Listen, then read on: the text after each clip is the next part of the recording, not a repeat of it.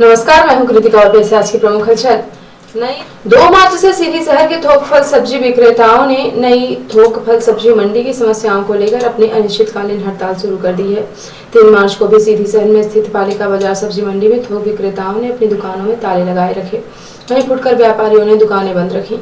सीधी शहर में लगने वाली सभी फल और सब्जी की फुटकर दुकानें ठेले 3 मार्च को भी पूरी तरह से बंद रहे और लोग सब्जी को परेशान दिखे। बंद के दौरान एनटीवी इंडिया न्यूज ने पालिका बाजार मंडी का कवरेज किया, जहां एक भी व्यापारी अपनी दुकान खोले नहीं दिखाई पड़े।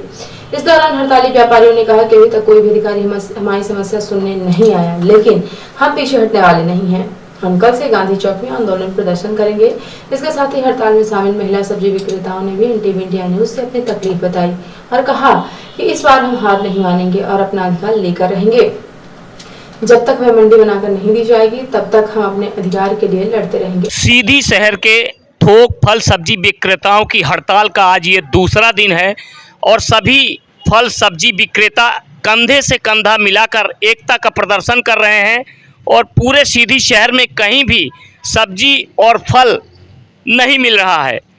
ये सब अपनी मांगों को लेकर यूनाइटेड हो चुके हैं और इन्होंने प्रण कर लिया है कि शासन प्रशासन जब तक इनकी मांगों को पूरा नहीं करेगा, ये अपनी हड़ताल बंद नहीं करेंगे। और आज ये सब इकट्ठा हुए हैं एक छत के नीचे और अपनी एकता प्रदर्शित कर रहे हैं। आइए हम जानते हैं कि 2 दिन की हड़ताल के बाद इनका क्या कहना है। ये आज हड़ताल आपकी दूसरे दिन है, क्या कहना है, किस तरह का आपको समर्थन मिल रहा है, क्या बातें सामने आ रही हैं? हमारे व्यापारियों द्वारा जो हमारे थोक व्यवसायी हैं और जो हमारे फल के थोक व्यवसायी हैं, उनका तो पूरा सहयोग पहले से ही था, जिनके दम पे मैंने ये कदम उठाया। प्लस अभूतपूर्व समर्थन हमें फुटकर व्यापारियों, ठेला वालों जो और नुक्कड़ चौराहे पे दुकान लगाते हैं, उनके द्वारा अभूतपूर्व सहयोग हमें मिल रहा है, जिससे हमारा आत्मविश्वास इस लड़ाई को लड़ने का और बढ़ता जा रहा है। और लेकिन एक दुख और है कि अभी तक प्रशासन शायद हम जगा नहीं पाए हैं, हमें और कुछ कड़ा रुख अपनाना पड़ेगा, शायद तब प्रशासन जागे। आगे की क्या कार्य योजना है, कल क्या करेंगे आप लोग? कल से हम लोग गांधी चौराहे की पार्किंग में धरना दे रहे हैं। क्रमिक धरना रहेगा हमारा, क्रमिक भूख हड़ताल रहेगी सुबह 10 बजे से रात 10 बजे तक की। जो शहर की पब्लिक है, अब उसको सब्जी के लिए भी परेशानी हो रही है, उनको क्या कहना चाहेंगे, उनसे क्या अपील करना चाहेंगे? अब परेशानियां तो बहुत आदमी ने झेले, लॉकडाउन में भी बहुत झेली है, तब भी प्रशासन की वो जिम्मेदारी थी, प्रशासन ने ही सब किया था। हाँ, एक हमारी कमेटी ने एक निर्णय लिया है, अगर मरीजों के पुलिस जो अस्पताल प्रबंधक ने है, अगर उनको फल की या किसी भी चीज़ की ज़रूरत पड़ती है, अगर वो कमेटी को सूचना देते हैं तो उसकी भरपाई वहाँ पे की जाएगी कमेटी के द्वारा, फ्री में, निःशुल्क। अभी तक किसी जनप्रतिनिधि ने आप लोगों से संपर्क किया, सहयोग देने की बात कही? ऐसा हमारे पास कोई डायरेक्ट कमेटी के पास कोई किसी का ये ऐसी चर्चा नहीं आई है कि वो आगे आ रहे हैं हमारे पास। हम एक व्यापारी संघ की तरफ से हमें समर्थन मिल रहा है। एक बैठक आयोजित की गई है शाम को 8 बजे, उसमें व्यापारी संघ द्वारा जो आगे की क्रियाकलाप पर निर्णय लिया जाएगा, पूरे शहर के व्यापारियों का विचार लेके। ये बताइए, हड़ताल का दूसरा दिन है आज आप लोगों का, लेकिन प्रशासन कोई खास पहल नहीं कर रहा है, आप लोगों को अभी कोई उम्मीद नहीं दिख रही। ऐसे में अब आपका अगला बड़ा कदम क्या होने जा रहा है? जैसा कि आज दूसरा दिन चल रहा है, निरंतर हमारे समस्त व्यापारी इस हड़ताल पे लगे हुए हैं। आगामी जो ठोस कदम हमने बनाए हैं वो समस्त व्यापारियों को लेके, एक तो सबसे पहली बात तो अपन हड़ताल करेंगे, अनशन पर बैठ रहे हैं। दूसरा ये है कि आज शाम रात्रि को जिले के समस्त व्यापारियों के साथ एक बड़ी बैठक बुलाई गई है। आज रात को ये निर्णय लिया जाएगा कि समस्त व्यापारी जो अन्यत्र हैं, या तो सब्जी के साथ साथ किराना हो गया आपका, और आटा चावल जो भी है, जैसे भी व्यापारी है, वो सारे व्यापारी एक साथ कदम से कदम मिलाकर अब इस जंग में हमारे साथ खड़े होंगे। इस पूरे व्यापार में इस जो पूरा हड़ताल है, इसमें फल के जो थोक व्यापारी है और फुटकर व्यापारी, उनका बहुत अभूतपूर्व योगदान है। जो स्थितियां बन रही हैं, हमें लगता है कि प्रशासन आप लोगों की नहीं सुन रहा है, तो ये हड़ताल आपको आगे भी जारी रखनी पड़ सकती है। ऐसे में क्या आपके थोक फल व्यापारी और फुटकर व्यापारी यूनाइटेड हैं, वो भी अडिग हैं आगे, और अभी इसको चलाएंगे आप? आप देख ही रहे हैं, सबको यूनाइटेड है, बिल्कुल पूरा समर्थन मिल रहा है। सबसे पहले तो मैं कलेक्टर साहब को धन्यवाद ज्ञापित करूंगा। यदि वो ऐसा स्टेप न उठाते तो शायद हमारी यूनिटी न बन पाती, तो सबसे पहले उनको धन्यवाद है। फिर हमारे व्यापारी साथियों का धन्यवाद है, वही ऐसी एकता शायद ही आपने कहीं देखी होगी। तो इस एकता को नमन है और ये सब ऐसे ही बढ़कर चढ़कर हिस्सा ले रहे हैं। हम अपनी मांगे जो हमारी जायज़ मांगे हैं वो ज़रूर पूरी करा लेंगे। बिल्कुल प्रण है बिल्कुल इस चीज़ का, क्योंकि कोई गलत मांग नहीं कर रहे हैं। यदि गलत मांग होती तो शायद सब एकजुट न होते। पूरी तरीके से मांगे जायज़ है, इसलिए सब एकजुट हैं।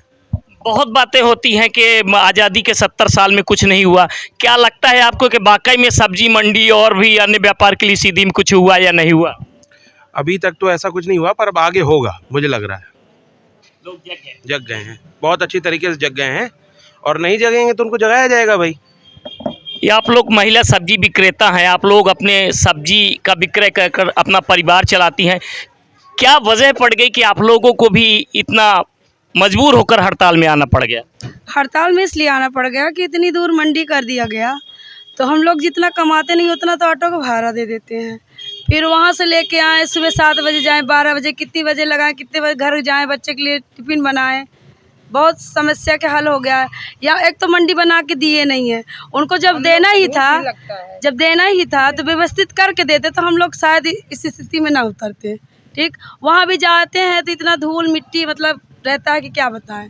पूरा झेल के आओ, फिर थके थकान लगाओ दुकान, फिर इसके बाद घर जाओ। बताओ हम लोग क्या क्या करें। कुछ रास्ता नहीं, हम जाते हैं वहाँ जब सुबह जाते हैं, हमारे पास गाड़ी मोटर तो कुछ है नहीं, पैदल जाते हैं, ऑटो किराया लगता है। अभी जो सामान लेते हैं 10,000 15,000 के लेते हैं, वो बिकता नहीं। जब बिकता है तो महाजन के पैसा क्या दे, क्या महाजन दे कि अपना पेट पाले, क्या बच्चों खिलाएं। सुबह 6 बजे चले जाते हैं, सामान बिकता नहीं, ना महाजन के पैसा आता, महाजन के हम कर्जा लगते हैं। वहाँ पे क्या है कि रखने की व्यवस्था नहीं है। अगर हम लोग थोड़ी देर के लिए सब्जी खरीद भी लेते हैं तो वहाँ से लाने से कितना भाड़ा लग जाएगा आप ही बताइए। और जब भी वहाँ पे हम किसी के किराए से मकान भी लेते हैं तो उनको भाड़ा कितना दें। समस्या इतनी बढ़ गई है कि क्या बताएं। हम कहते हैं कि अगर मंडी देनी है तो उनको बना के सुरक्षित करके दें।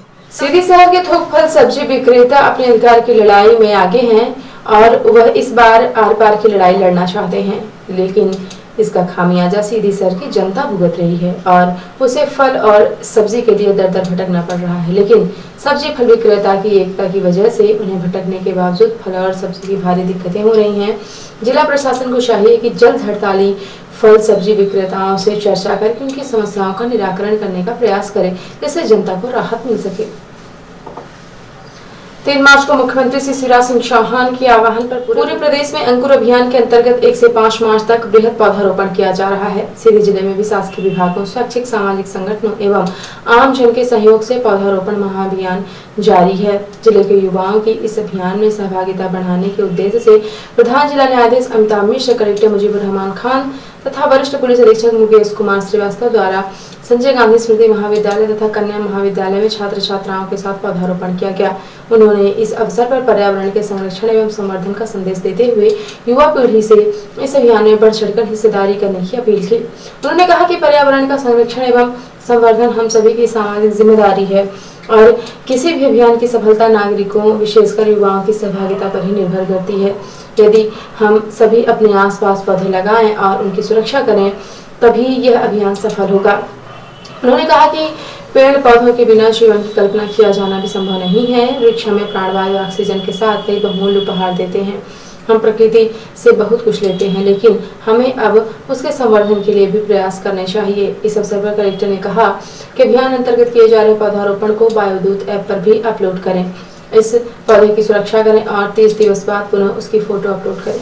इस प्रकार पौधे की बेहतर देखरेख संभव हो सकेगी। इस अवसर पर खंड न्यायाधीश, उपखंड अधिकारी गोपद मनास्पी, महाविद्यालयों के प्राचार्य, प्राध्यापक, नगर पालिका के अधिकारी एवं छात्र छात्राओं ने भी पौधारोपण किया।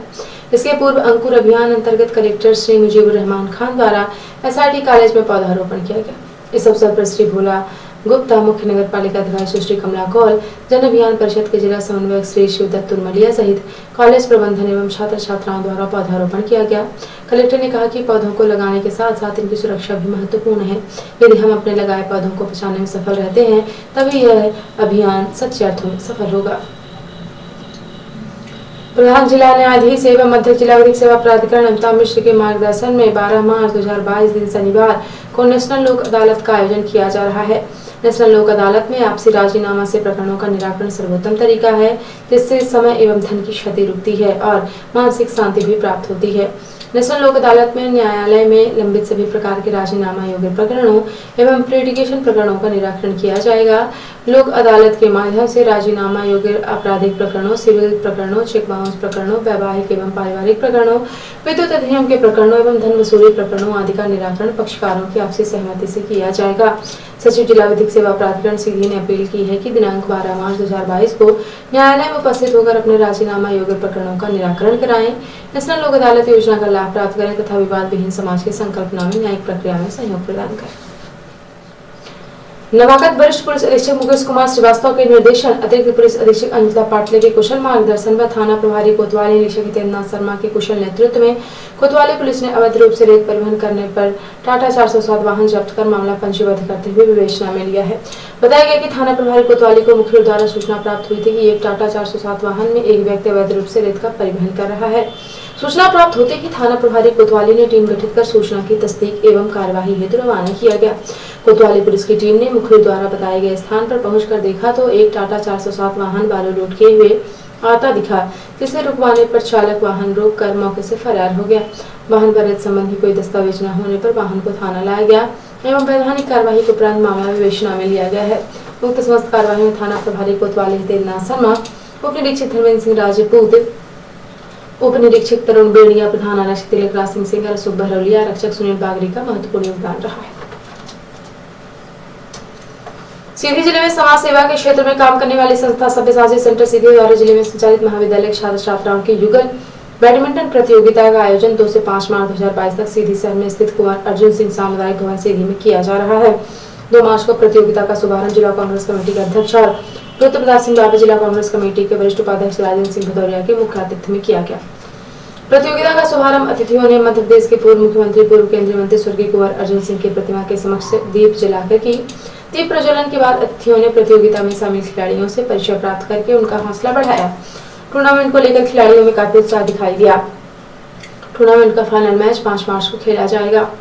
टूर्नामेंट के मैच शाम 6 बजे से खेले जा रहे हैं। आयोजकों ने लोगों से टूर्नामेंट का आनंद उठाने की अपील की है। और अब ऐसे प्रादेशिक हलचल। ग्वालियर में सम्राट मिहिर की मूर्ति पर हुआ था बवाल। भोपाल में प्रतिमा हटाने को लेकर कई बार भाजपा कांग्रेस आए आमने सामने। एमपी हाईकोर्ट का बड़ा फैसला। पूर्व सीएम अर्जुन सिंह सहित 2013 के बाद लगे प्रदेश में चौराहों पर लगी मूर्तियां हटेंगी। कांग्रेस नेता फूल सिंह बरैया का बड़ा बयान।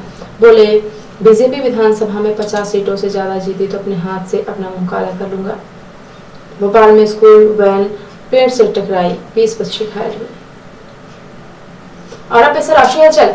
बढ़ेंगे पेट्रोल डीजल के दाम। कच्चा तेल $115 के पार। भारत में अगले हफ्ते 20-25 रुपए महंगा हो सकता है तेल। यूक्रेन में कोई भारतीय नहीं बंधक।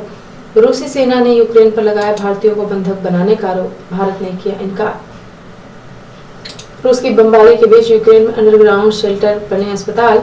7 दिन में 100 बच्चों ने जन्म लिया। और यूपी चुनाव में मायावती का पहला इंटरव्यू। बोले, यूपी में गैर मुस्लिम माफिया पर नहीं चलता बुलडोजर और हथौड़ा। तो ये थी आज की प्रमुख हलचल। यदि आप मुझे फेसबुक पर देखते हैं तो पेज को लाइक और फॉलो करें। यूट्यूब पर देखते हैं तो चैनल को लाइक और सब्सक्राइब करना बिल्कुल ना भूलें। आप किसी भी न्यूज को तत्काल पढ़ने के लिए लॉगिन करें www.ntvindianews.com। सीधे जिंदगी प्रत्येक न्यूज का अपडेट अपने फोन पे पाना चाहते हैं तो आप प्ले स्टोर से हमारा app NTV India news download करें और जुड़े रहे अपने आसपास की समस्त गतिविधियों से NTV इंडिया न्यूज के साथ। नमस्कार।